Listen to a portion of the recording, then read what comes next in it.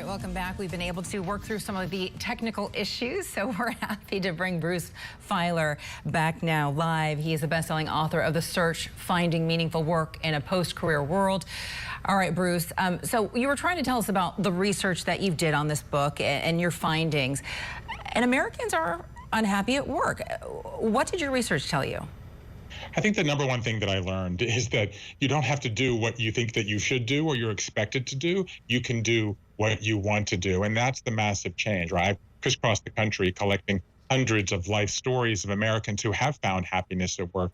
And I would say that the number one thing that I learned is that you have the freedom to make a change. But what's been lacking in the conversation around work is how do you identify what is it that makes you happy? So what I've tried to do in the search is first gather these inspiring stories of people who have made a work change, and then give you a toolkit for identifying what exactly it is that you want to be doing. So it sounds easier said than done, because you're basically saying that people should feel empowered to make the changes that they want in order to be happy. But sometimes those things may not be accessible to them. For example, people might have to work because they need access to health care, health insurance, or to, a higher paying job. So how do you balance the two? So I think that the context, and you set this up in the intro, is that 50 million Americans quit a job in the last year. Not laid off, not fired, quit. That's a third of the workforce, okay? And then another third is saying, I don't want to work in the office full time. I want to have more flexibility. That's 100 million Americans who are going to sit down with someone they love tonight, this weekend, this summer, and say, I'm not happy. I want to be happy. So how do you go about doing this? And so what I introduce in the book, as you know, is what I call 21 questions to find work you love. And you raise this issue of, well, maybe you're at a moment in your life when you need to make a certain choice about money or benefits. So if you ask yourself, for example, one simple question, I'm in a moment in my life when, okay, maybe you're at a moment in your life when you need to make money to pay off your college debt, or in my case, send 2 kids to college. Fine, then that's a moment when you prioritize money and benefits. Or maybe you're at a moment when you've just had a child, right? Or you have a parent who needs care. So maybe at that moment you say, I want to prioritize family. Or maybe you're at a moment where you've been doing something for a very long time and you say, you know what, I want to give back. I want to fight climate change or get involved in politics or whatever it might be. The point is that 20 times in your life, you're going to go through what I call a work quake. This moment when you're forced to, or you choose to, reimagine what you do.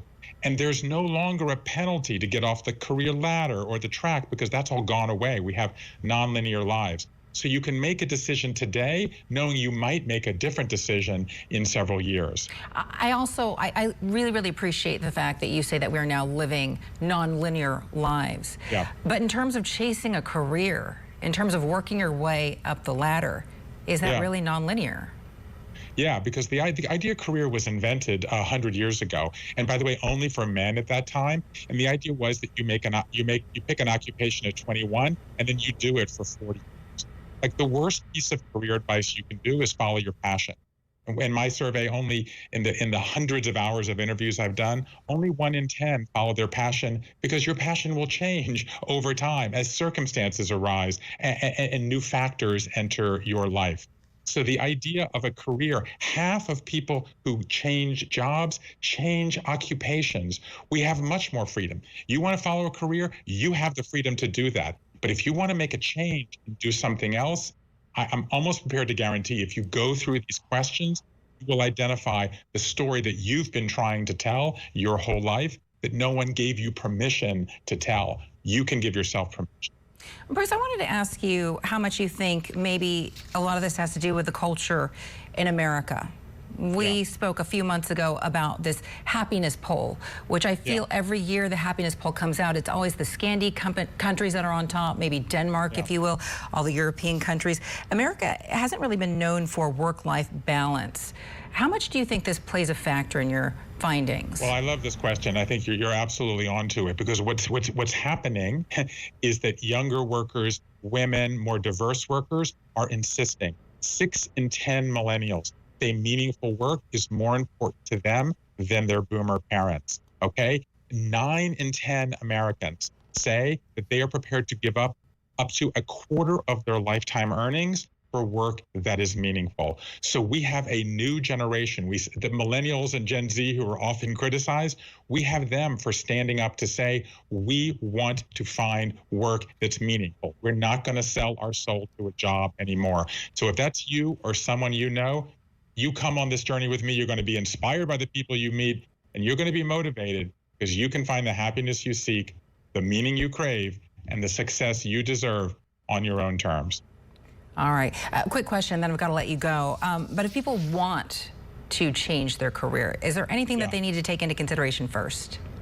I would say don't chase someone else's dream, chase your own. The number one question you can ask yourself is, what's the best piece of advice I have for myself right now?